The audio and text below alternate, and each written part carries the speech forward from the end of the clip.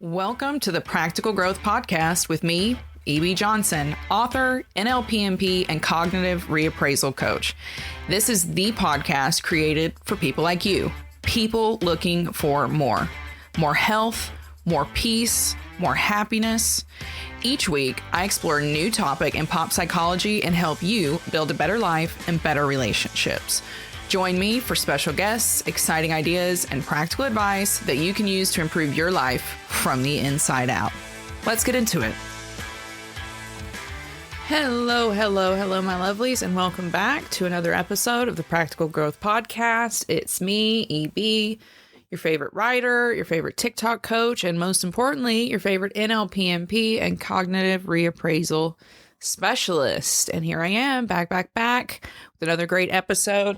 Now, I told you guys that we were going to be talking Ruby Frank and there was going to be a guest this week. I misspoke. That is going to be taking place next week. We have a couple of big developments in the case I'm going to be talking about with a guest, and I'm very excited to bring to you.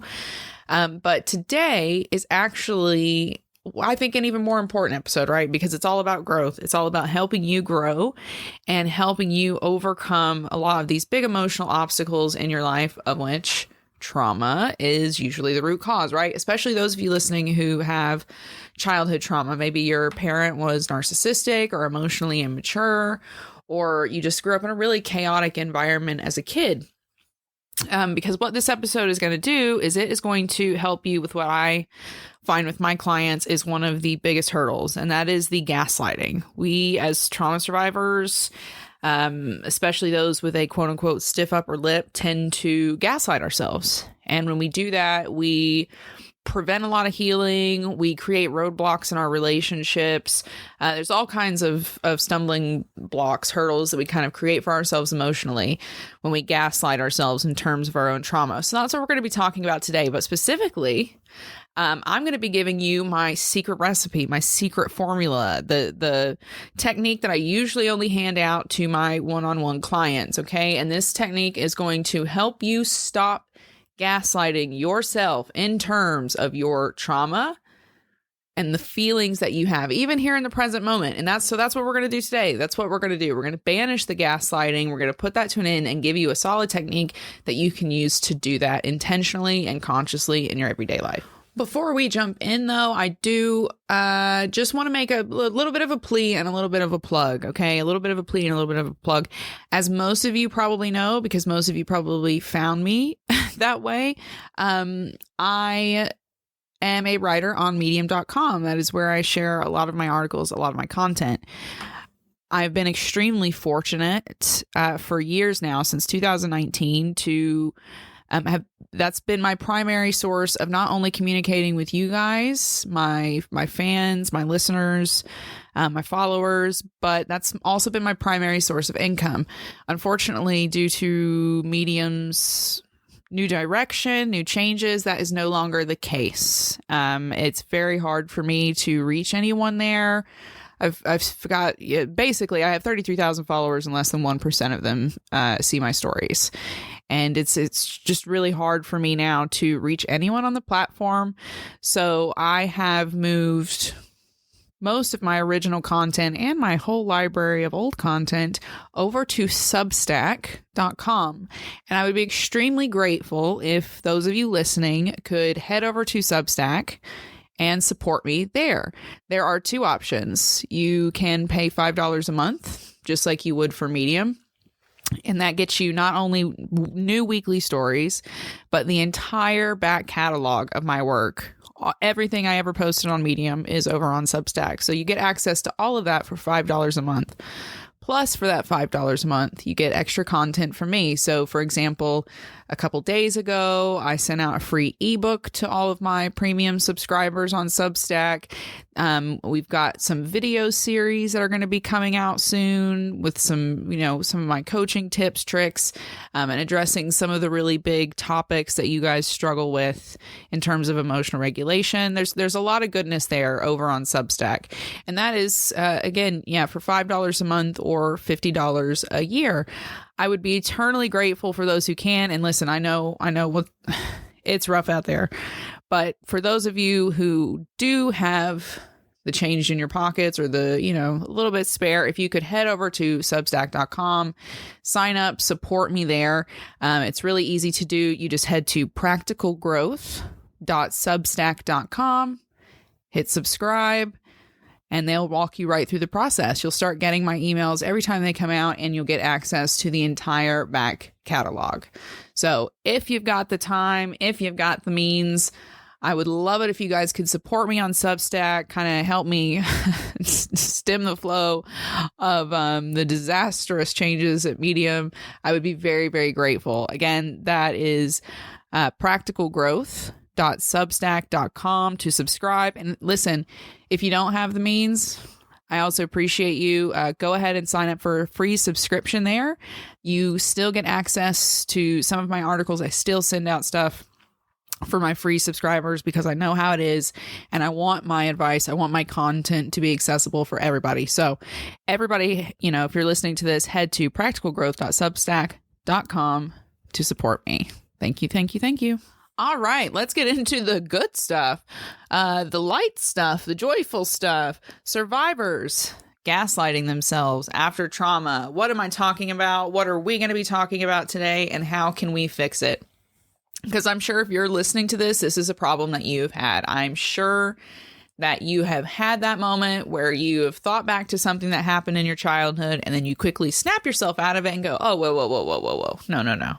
No, it wasn't that bad. Your childhood wasn't that bad. It couldn't have been that bad.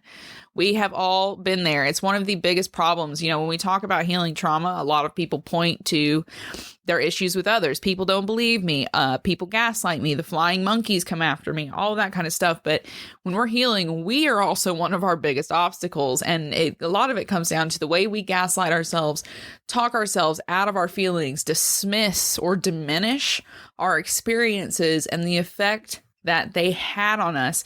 And there's a few reasons that this happens, but before you can understand the why, you need to understand the how. So by and large, this gaslighting is done both subconsciously and consciously, and it's done very subtly as well. When we gaslight ourselves, it's not so much of telling ourselves we're crazy.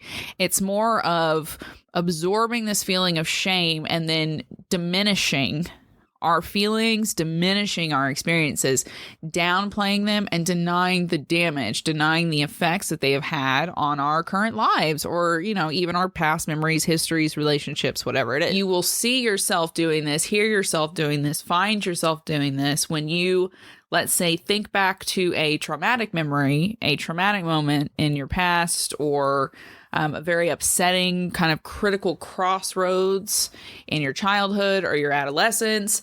And right when you get to the point of thinking, wow, that's terrible, that other voice kicks in and goes, oh, no, it wasn't that bad. It wasn't that bad. And you'll hear yourself downplaying this to people when you're talking to them. Like, for example, I have a tendency of telling stories from my childhood that I don't think are that bad.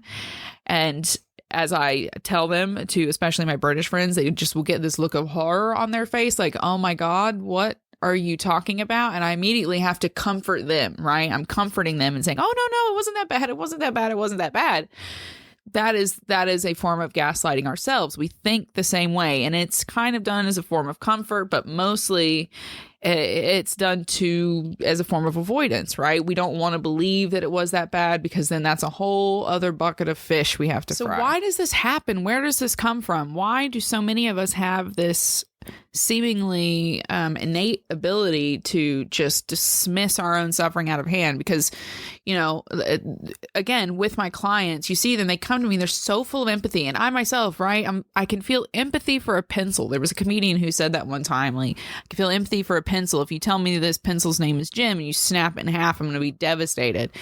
Very similar in myself, very similar in my clients. We have huge empathy for others. We have no problem accepting their stories and accepting that they are victims of serious, serious, horrible trauma that shouldn't have happened to them. And then we look at our own stories, we're like, oh, it wasn't that bad. Look at you, you're fine. It wasn't that bad. Why do we do that? Where does that come from? Starts early. For a lot of us, that is a type of conditioning that begins in the home. If your home was anything like mine, you heard things all the time like, don't you tell people what happens outside of this house. That is where it starts. That's where the conditioning starts. When you have parents who are telling you, keep this a secret, or when you have parents telling you, it's not that bad, stop crying, you have nothing to cry about. There are children in China who don't have anything to eat. Stupid comments like that. That's where the conditioning starts. You learn to dismiss and diminish your experiences because as a child, that's repeatedly done to you. Repeatedly. Like if you grew up in a household anything like mine, you felt like an inconvenience more of the time than like a welcome invited guest in the family, right? So that's where it starts. Now, as we grow up, we get away from our families. We find ourselves still doing that. You'll go to work and horrible things will happen at work. You'll take on way more than you should. You'll be talked to horribly by bosses or, whatever it is. Maybe your friendships are like that, or your romantic relationships go that way, and you downplay it. You start downplaying it. Maybe you're in an abusive relationship, your partner hits you, and your friends are like, why, what? You're like, oh, no, it's not that bad. It's just a little bruise on my neck or something like that. That continues because of fear and shame. Fear and shame. Those are the two mechanisms that build from that early conditioning in childhood. You're fearful that if you speak up, it's going to get worse, or that if you speak up, you're going to lose the only way of life that you've now grown uncomfortably comfortable in. And then there's the shame of it all. I let these things happen to me, or I feel shameful for having these emotions, having these thoughts in the first place, so I should just shut up and get on with it. Those are the mechanisms that lead us to continue this pattern of gaslighting ourselves, diminishing it, telling ourselves we're crazy, telling ourselves that we don't have it bad enough to complain, yada, yada, yada, yada, yada, which then just keeps us silent, shut down, locked in the pattern, taking up zero space in our own lives. I need to be really, really clear here as well before I go on to explain kind of my story and how I developed this tactic that will help you stop gaslighting yourself. There is a serious cost if you don't stop this behavior. And I don't think I reiterate this enough in these topics that I talk about. It's just kind of like, ho, ho, hee, hee, here's some advice. But I'm being very serious right now. If you don't stop gaslighting yourself, if you're someone who tends to do that, who tends to downplay stuff and just act like your problems aren't real problems, you're going to crash and fail. Okay, because you're going to burn yourself out, not only on your own end, just trying to keep your head above water, but you're going to burn yourself out for others because the nasty, controlling, abusive, toxic elements, selfish, corrosive people in your life, they will sniff you out from a mile away, and they will take advantage of the person who can downplay being wronged over and over and over again. So this comes with a serious cost. If you keep gaslighting yourself, you're going to feel like you're not worthy, like your emotions aren't capable of being dealt with, like you are weak, like you are a failure, like you are anxious, like you are hopeless. That's what you're going to do to yourself. In terms of your relationships, you're going to become a doormat to others. And that's going to reinforce a cycle of worthlessness, of hopelessness, of poor behaviors, of a wrecked nervous system. So there is a serious cost if you don't start taking action. I'm serious, taking conscious action to stop thinking this way, to stop allowing yourself to dismiss and diminish your experiences. Okay? So keep that in mind as we move forward. So where do we go? How do we stop this behavior? This is not something that they just teach you openly in classes, right? They don't just hand out this knowledge when, you're on an NLP course or a psychology course or anything like that. This is something you have to learn to kind of do on your own. And that's exactly what I had to do. I was probably the queen, the champion of gaslighting myself. I mean, I was an absolute warrior for my mother, basically until she died. Because I was so good at gaslighting myself out of my experiences in the name of her. Every time I spoke to my mother, it was absolutely exhausting, right? The last 3 or 4 years of our relationship, I lived 6,000 miles away in another country. We only spoke on the phone, but we did speak on the phone every day, and it was exhausting. It exhausted me every single time, even if we didn't get into a fight, which usually there was some kind of disagreement, some kind of fight. But it was just negative. She's just a negative person. It was negative all the time. Exhausting. Every encounter I had with her, essentially, I don't have any positive memories with my mother after the age of maybe 8 years old. She was just an exhaustive, argumentative, corrosive, depressing personality in general. And I gaslit myself. I told myself all of these terrible experiences that I had with her, all this negativity that she exuded around her, not that bad. It's not that bad. She wasn't hitting me, right? She didn't call me a whore every day, right?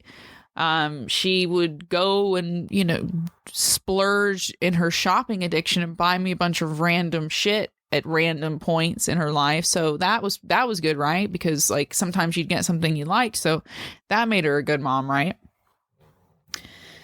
I did this for years and years and years, and it wasn't until she died, which I'll be discussing. I've got an article coming out about this, so make sure you're following me on Substack. It was a pretty powerful revelation. It wasn't until after she died that I was able to stop doing this, but it came at a cost, and it came with a fight, and it came because I got angry. After she died, I was finally able to look back at specific experiences. And as I was looking back at these experiences, I realized, like, oh my God, there was no excuse for them. There was no excuse for them. And what was worse is I realized all this time when I was diminishing these experiences, diminishing the way I felt, telling myself I was crazy for having so much disdain for my mother, I realized that I was kind of repeating relationships similar to her around me and making similar excuses for myself and for others in my life, making the same excuses. And it stopped me in my tracks. And it's also what has led to this technique that I am about to teach you now. So this technique is essentially it's not a Rolodex of hate, as Bianca says, but it's very, very similar. It's a Rolodex of powerful memories. It is a righteous anger reinforcing memory bank of sorts, okay? And this is what you are going to use to stop gaslighting yourself exactly the way I learned to stop gaslighting myself. You ready? If you need a pen and paper, this is the point. Pull it out. Let's go. Here we go. The tactic that you're going to use, the technique that you're going to use to end this pattern of gaslighting yourself. And we're going to start just with childhood trauma, and we're going to build from there. You can use this in terms of romantic relationships, friendships, whatever it is that you're trying to weigh, get the big picture of, and figure out the truth about so that you can stop gaslighting yourself. Here we go. Step 1, you need to create a memory bank. Create a memory bank. So it's really powerful if you feel comfortable doing this in a journal, but you don't have to. This can just be a kind of meditative process if that's something that's more comfortable to you. You need to look back at your experiences with this person. So for me, I looked back at these experiences with my mother, which was the relationship I tended to gaslight myself about most. So I looked back at those experiences. What are the biggest memories that you can remember? Okay. How did they make you feel? I started doing that. I was seeing things like, little EB sitting outside by herself, struggling to get the training wheels off of her bike by herself, pedaling up and down a little porch in the winter cold, is raining and gray skies, up and down this little porch, teaching herself how to ride a bike by herself, running inside by herself to tell her mother how excited she was because she finally taught herself how to ride a bike. And her mother, who's just rotting on the couch, saying, that's great. And going back to watching her, her daytime television. So that was a pretty powerful memory that came up right away. I thought, let's find some positive memories. Were there any cooking memories? Did she ever teach you how to cook anything? No. Were there any memories, positive memories, like cleaning or going somewhere together or taking a trip together that was good, or a hobby? None of those. So what's another one? Maybe she came to a band concert. That would be a positive one. Oh, wait. No, she didn't do that. Okay, there's another memory. Not showing up there. What about when you went to the hospital? Nope, didn't show up there. You see what I'm saying here? You create a memory bank of core times that you had an experience with this person that should not have happened. Okay. And as you form this memory bank, this concrete memory bank, you are forming a clearer view of the situation, which will empower you to cut through the gaslighting. Step 2, if you are using this to stop gaslighting yourself in regards to a toxic relationship or your childhood trauma or narcissistic abuse, then the second step is to leaning into that memory bank, allowing yourself in little timed bursts to go back to that place. You need to foment a righteous anger. And this is one of the big things that so many of my clients struggle with, because anger is the number one emotion that you were never allowed to feel growing up as a child. And if you are in a narcissistic family or narcissistic relationships as an adult, narcissists cannot tolerate anger. They are happy to see you be sad. They are happy to see you be frustrated.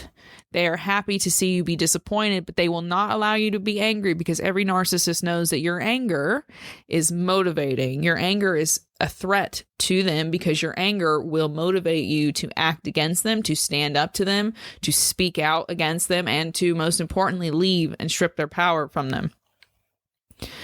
So for you to stop gaslighting yourself, more than just having these memories that you know were shit and shouldn't have happened, you need to actively embrace righteous anger, a sense of there's no effing excuse for that. There's no excuse. There's no justification. And if I haven't gotten justice for it, I'm allowed to be upset about it. I'm allowed to be upset about that little girl who couldn't even get a, wow, well done, congratulations, let me see you ride the bike. That little girl's allowed to be angry that her mother didn't care to teach her any skills, to show her any real fundamental form of love outside of her shopping addiction. So you got to foment this righteous anger. And what I tell my clients a lot is you can imagine it as like a centurion or like a warrior of some type, a soldier that's there to protect you. Your anger exists like any other emotion exists. Like your happiness exists when good things happen. Like your grief exists when you lose something that's important to you, be it a person or an opportunity. Your anger exists because something around you is not right. Maybe it's your reading of a situation, or maybe it's because something in the environment is truly going against your boundaries, your values, your beliefs, your needs. So you've got to foment this anger and allow yourself to be in that anger and the understanding of none of that should have happened and it was inexcusable. And when you can hold on to that, that's when you are able to set boundaries and say, never again. And at that point of never again, we get to number 3. You have to start consciously and intentionally countering that gaslighting voice with that anger and those concrete memories that you identified. Every time that voice pops up, you have to consciously, actively confront them. And what I tell my clients, what I tell my readers, what I tell my followers to do is that gaslighting voice, turn it into a person. Imagine it as a person. And when it comes up, you need to imagine another person, yourself, someone big, brave, courageous, whoever you really respect, confronting that gaslighting voice with that memory.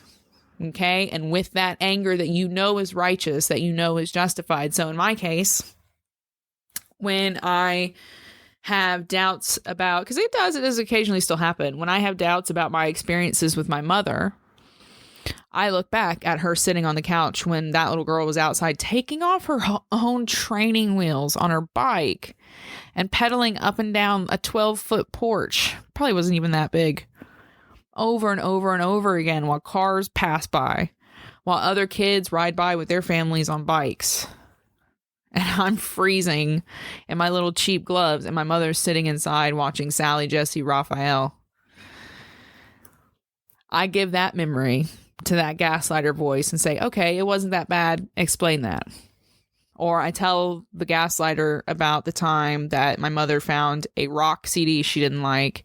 And so she hit me with a belt until I vomited on myself. And I asked the gaslighter, how bad was that? Would you do that to a child? there's usually no response from the gaslighter. They usually shut up at that point.